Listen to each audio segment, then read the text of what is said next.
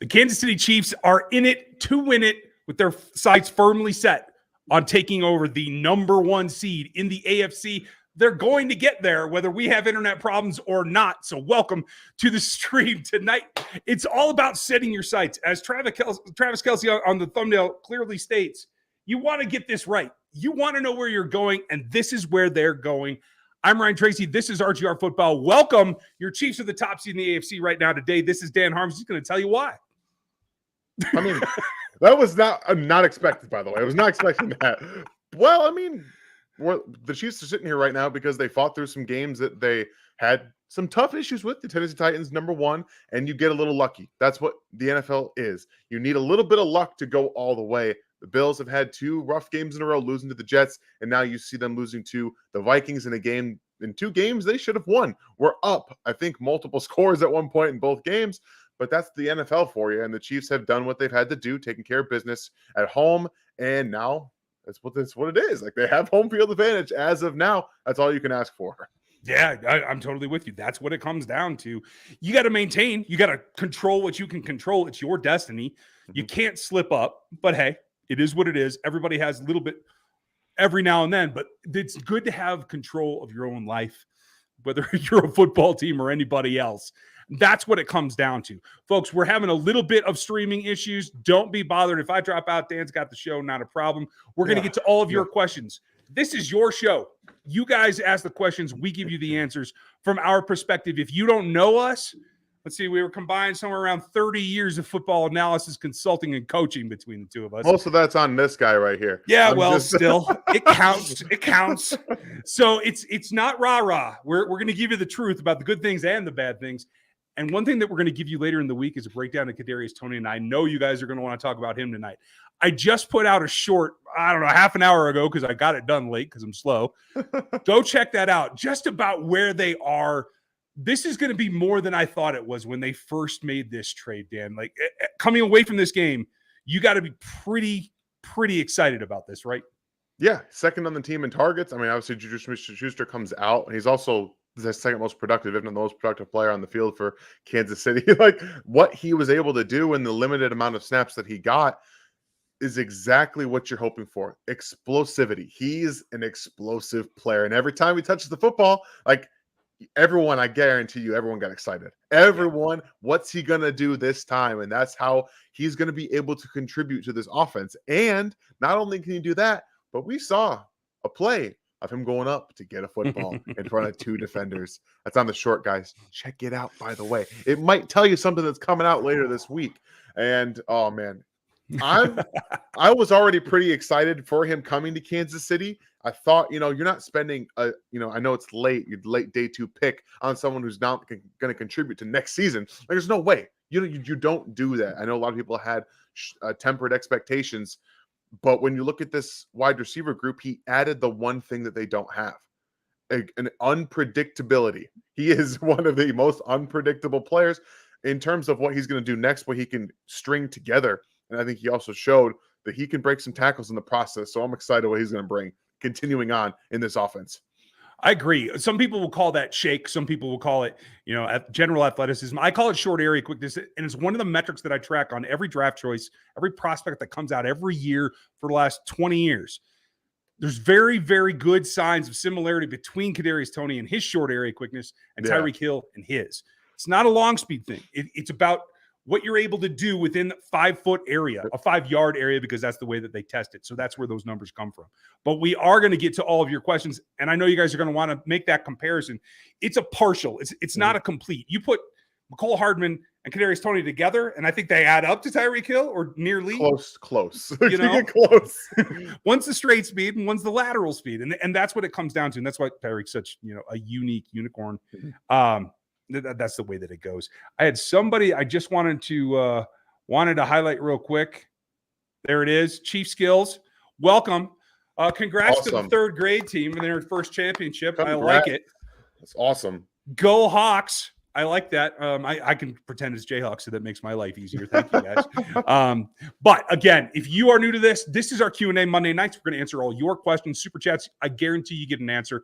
Everybody else, we're going to try to combine topics. So if you don't necessarily get your question on the screen, I'll get you next week. I have two folks that I have to go back and check with because I didn't get them done as we were ending past streams. I want to make sure that we do. So with no ado further on, let's start with any signs of Blake Bell or Lucas Niang. I understand that Lucas Niang is going to be towards the end of his window, which is another 14 days from now. So I'm not so sure that we see anything other than maybe he could be at practice, like on the sideline, working with the training staff, getting that kind of rhythm going. I would find that a positive, and that would make me feel like he has a shot to come back, Dan. Yeah, that's all you're hoping for. Just get him on the field a little bit, see what he can do off the side, and then ramp him up slowly. Like I said on Sunday, I think that Lucas Niang is going to be activated at the very end of his 21-day practice window, and then he's not going to play until nearing the end of the season if they feel they absolutely need him to be there. And right now, I think you can say, yes, they absolutely will need him to be there if he's functionally strong and is going to be in game shape. So we'll see how it goes from here.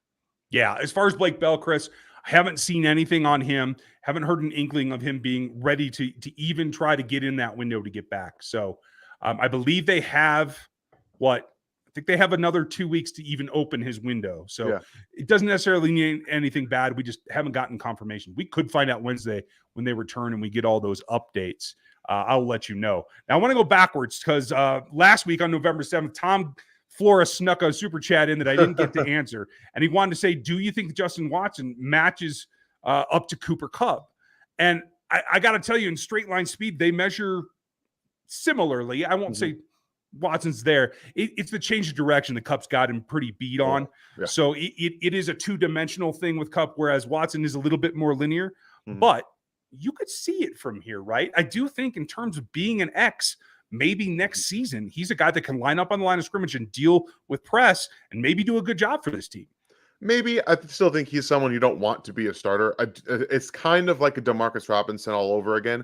I don't want him to be an X, but I understand that he can fill that role. He's definitely more of a backup player, and I think his role on the team is not playing 45 snaps ever again. No offense to Justin Watson, but I don't think he should be doing that. That's not his role, and you kind of saw even when he was getting those snaps, he wasn't necessarily doing much with them. So you're going to see him not have a full route tree. You're going to see him do more of the long to intermediate type of routes. He's not going to do anything short area. It's just not his game.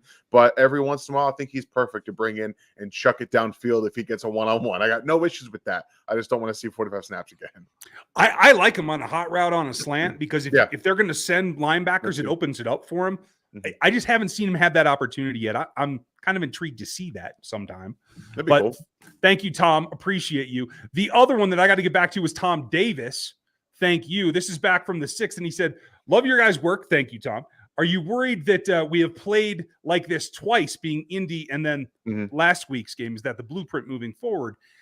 I think any matchup is always dependent on concept, and certainly that concept could be a blueprint, if you want to call it, but it takes players executing, and I don't know that there are a number of teams. I don't feel like either the letdown games this year have been anything other than the Chiefs not being prepared when they took the field. Yeah, I don't disagree at all. It's just they do this every year, it feels like, too. They just come out unprepared for a game or two, and team shows up, and they're like, oh, we didn't expect that. Like, they don't expect NFL teams to come every week and play. So that's the only thing that I can take away from it. I agree. Every now and then I just think that they're like, hey, you see the arrowhead, right? Like, it's over. We don't have to actually play the game, but do. So. You know who we are, right? You know who we are. Y'all know QB1, right? We got this. Okay. So, Ready Whip, thank you, sir. How do the Chiefs adjust for the Chargers this week? Last matchup was a lot of simulated pressure and switching up coverages a lot.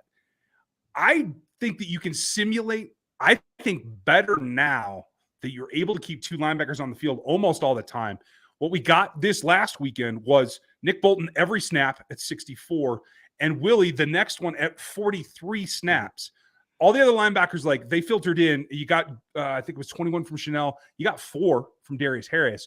But it really is about who's on the field. And then I think you can simulate and actually dodge and drop more. I think simulated pressure is the way to go rather than, like, trying to send as much blitz at Herbert this game. Yeah, and it's all about their offense. Their offense is very high school. It's a very high school offense, very early college. They don't run a lot of deep routes. They don't have a lot of speed. So you basically, if Mike Williams plays, if Keenan Allen plays, which I don't think Keenan Allen's going to play. I think Mike Williams probably does.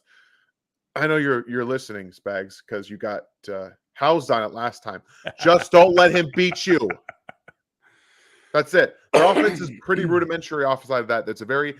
They have an alien that plays in a very basic offense. It's dink and dunk. They don't really take shots down the field a whole lot. DeAndre Carter finally got one last week. Then they ended up losing that game anyway. So it's such a poorly constructed offense. They're starting to deal with injuries. So I think that their offensive line is going to be obviously worse off than it was that game that they already played. I think they're going to have a few things for this offensive line, specifically as we saw Chris Jones playing more defensive end. He didn't almost play any defensive end in that first game. They're going to have some nice switch ups for him. So Herbert's going to have to be on the lookout. You are not kidding. And I do think I wanted to go back. I'll check it during this next question. Chris did get at least a pressure, and I think a sack off the edge. I want to see how many times he was lined up there.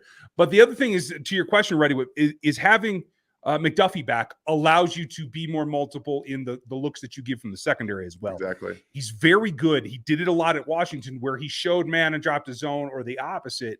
He is particularly crafty at hiding what his assignment is, and I think that's going to help this whole defense. With you. Tone Jr., what do you expect? Do you expect Tony to have a similar amount of production when McColl and Juju come back, or was it because of their absences? This game was because of their absences. I fully admit that. Going forward, it's because he earned it, is my thought. It's all about what you do with your opportunities. That's exactly what this comes down to. Guys got more playing time because of some injuries that popped up in Kansas City, and there's one guy that made the most of it, and it's Kadarius Toney. But also because they were wanting to get him the football. It just happened to be it just kind of met for them, and they were like, okay, unfortunately we have to play you a little bit more because we've got some injuries, but also we want to play you more. I gave them an excuse to do so and target him, and I think earned a little bit of trust. He did have that drop, but I think they'll be all right. Should be fun. My Lord, I wasn't aware of this, folks. I did just look up Chris Jones's snaps and his placement. 56 total snaps, or 64 out of the whole ball game. So a vast majority of it, that's right about 92% or something like that. 24 of it at end. Yeah. 24. Without Frank Clark, it makes sense. They had to get a little bit more out of them. They switched out a lot of guys. Dana, Dunlap, Jones, and Karlaftis. They were all playing out there. I think that's the way to go going forward. Especially, I think Chris looks as athletic this season than he has ever. Like, the longer his career goes on, the less weight that he carries into the season. And I think it's good for him. Yeah. He hasn't shown any problem anchoring. He hasn't shown any loss of his ability to take on doubles. Like, I think he's gold. I think his bull rush has gotten better. Honestly, because he's able to transfer more speed to power. And it's very obvious that he's learning this part of his body, and he's the best defense tackle in the league right now. So he's understanding what to do with his body to make it in peak condition to play defensive end and defensive tackle without having to change much. Lost you there for a second. That's probably on me, folks. Don't blame Dan. Anyway, best D-line setup. Is it Clark, Saunders, Jones, Dunlap? I mean, personally, I'm sending 5 and I'm throwing GK in there somewhere at tackle and calling it good. It depends on what you're looking for. For run defense, I would switch out Dunlap for Karlaftis, and for pass rush, I'm probably setting these guys up. I think that this makes the most sense for pass rush, and you switch out Dunlap for Karlaftis for your run defense. I could also see these three and then giving Saunders a break. He has been productive, but if you George Karlaftis is a better overall pass rusher, so rotate those two guys. Yeah, for sure. I'd flip a coin myself. Thank you, Aya. Holly, glad you're back. Gur, I understand. People are silly if they think that that's Juju's fault. That's just dumb. Yeah, ridiculous. I wanted to say hi since I saw you say something. Jeremy, I wonder if Cisco's going to get fined. He is definitely going to get fined. Absolutely. So FedEx comes Wednesday mornings in the NFL. That's when you get your letter and your fine announcement. So watch for some social media there Wednesday afternoon. That's funny. We'll find out pretty quickly. Let's see. Dylan, seeing how quickly injuries add up at receiver, does playing without Hardman, Juju, and MVS, even for a short while, make you want to get Odell more so than before, or not? Do you think we're good still? I don't know what's going to happen with Juju. Everyone responds to a significant injury like that individually. I'm still saying, hey, I can give you $3 million for 1 year and we'll go from there, Odell. You want a ring? You want to come in? Wait another 3 weeks so I can skip 3 game checks. We can get this thing done. I would still pursue it just in case. I think you always have to look. At the end of the day, it all depends on his health and explosion. I heard, Mitch Schwartz talk about it today on the Athletic podcast with Harvard Mazer. They're talking about it all depends on if he can be him. Because if he can be him, he improves the wide receiver core no matter what. But if he's coming in maybe 3/4 of the way there, he's essentially a possession receiver. And does that make your offense that much better? I would say no. So if you think he's healthy and he can be that explosive player that he was in LA last year, you always try to make your team better, and he would make them better. But if he's not, I don't see a point myself. All my comments are based on him being 90% or better of what he is. So yeah, I completely agree with you.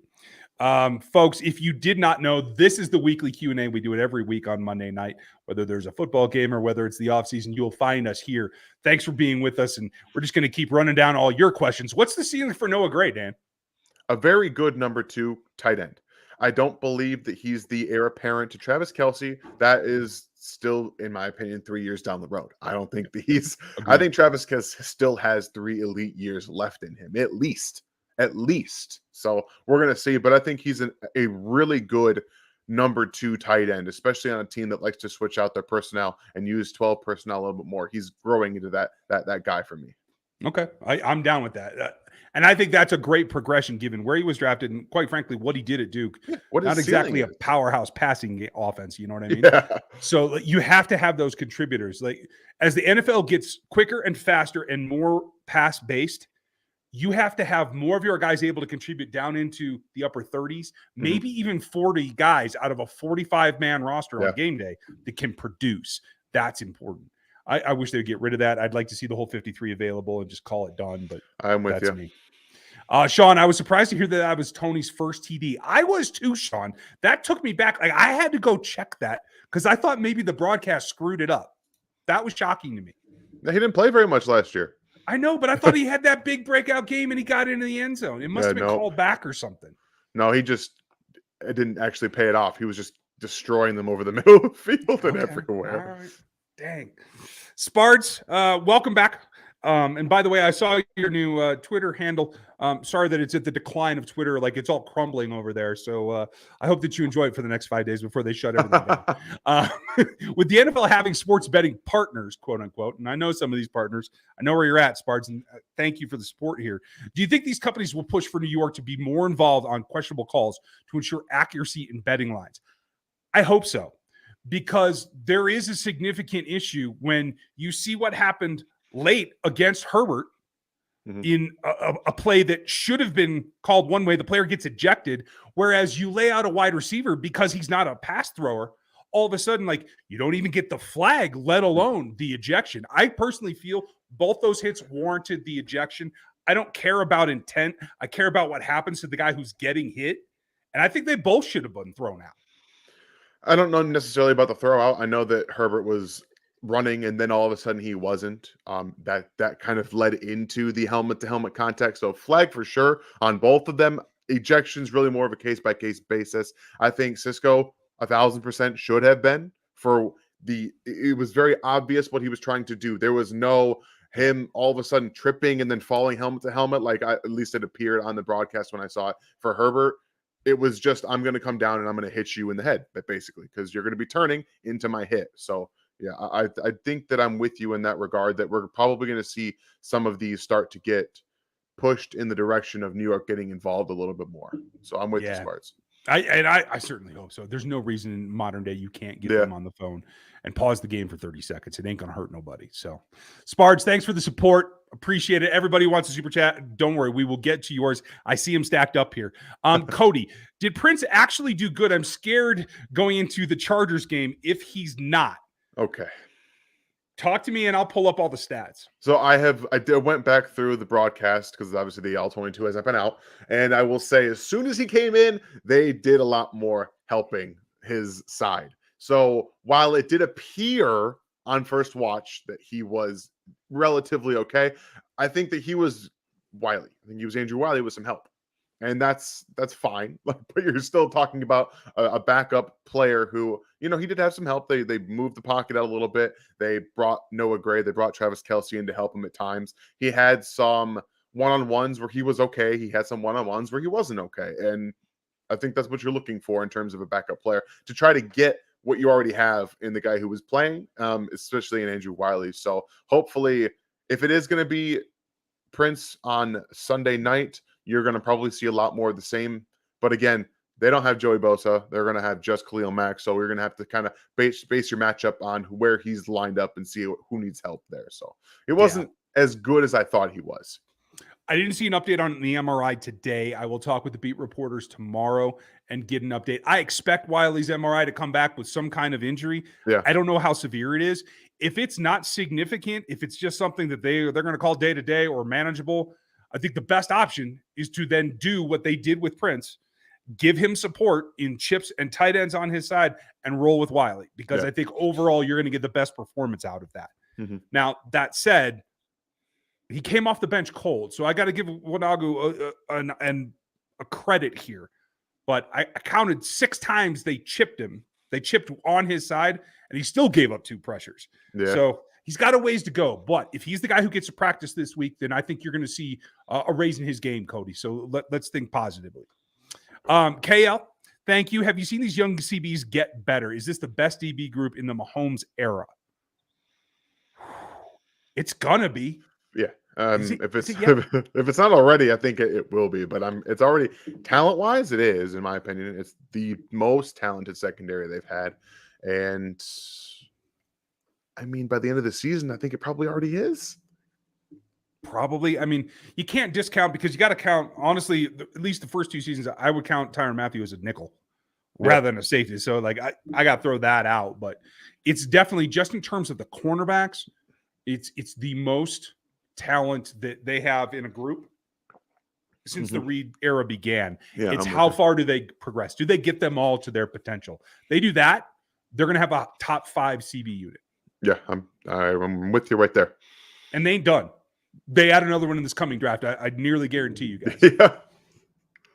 Eric, thank you. A couple of things.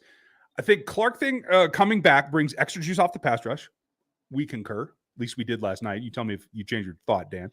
And thoughts on Wiley injury. Okay, we covered that. How severe, and do you think they try to bring back Niang quicker?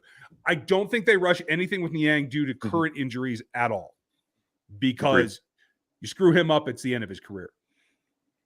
Exactly. Like, you can't risk it. You're hoping to play this well enough that if you can get by this season even without him, I think that's probably what they're trying to do, is just to get him all the way healthy. I don't know if he's ever been all the way healthy in his career. So you have to kind of hope that can get there. And yes, I do believe that Frank Clark brings extra juice to the pass rush, things that we never would have said the last 2 years. Let's see. You get skinnier, you get quicker, and you don't play as many reps. What a concept. Right? No offense to anybody in the league that's just starting out, but that's what rookies are for. Make them play the reps that the old dudes don't want to. It's just the way that it goes. I'm stacking up more. I see some familiar names in here. Thank you, Mayor James. We'll get to you in a second. I didn't see a question from you, though. So it's down here. It's down here. Okay, good. You might have to show that, because, hey, I'm always behind. Let's see. Terry, do you think the Chiefs will sit CH and bring up Ronald Jones? Okay, so I'll take this one, because I've already seen a few of the CH stuff in here. You guys have heard my opinion on it. I have a tweet about it. This is, in my opinion, what Clyde will become. He is going to be a backup in this offense now.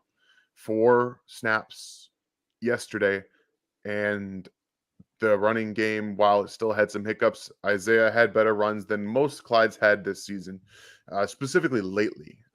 And I think that the offensive line did a pretty good job of opening up some holes against Jacksonville. But no, they are not going to sit Clyde to bring up Rojo. He hasn't played a snap all season, and regardless of what most people think about Clyde, I know that that's a very different opinion. I believe that he can still be a productive player.